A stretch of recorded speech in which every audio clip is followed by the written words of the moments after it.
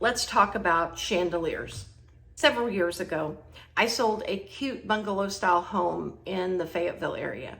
And when I stopped by to get their paperwork completed, I noticed above the dining room table was the absolutely cutest, kitschy chandelier I had ever seen. It really set the tone for the entire room, and I loved it. I pointed to it and I asked if there was a story behind it because it didn't look new. The seller said, "Oh, that was the chandelier that was in my grandmother's house." You could see that it was much more than a light fixture. There was definitely an emotional attachment to it. I suggested that they go to Lowe's and purchase a similar size chandelier and replace it before we take pictures, because I knew if the right person came in and they saw the house, they would look at the chandelier and immediately love it and want it. They didn't believe me. So we went ahead and took pictures and we got it on the market. The first showing was booked almost immediately, and the agent showed the property. She reached out to see if there was another offer currently on the property.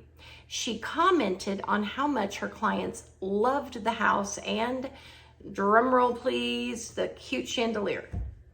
I conveyed that information to my seller, and she finally understood what I was saying was true, and she purchased a small chandelier that day and installed it. A side note for my real estate friends, I did put that in the agent remarks that the chandelier did not convey. But buyers are emotional, and I knew it would be a problem. So that is why I asked them to go ahead and change it out. What items do you have at your home that don't convey?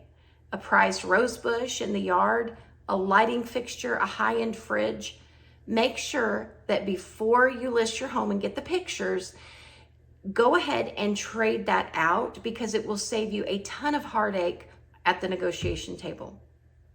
If you want more tips on getting your home ready to sell, I'd love for you to check out my ebook, The Dirty Little Secret Method, 7 Steps to Get Your Home Sold Faster and for More Money.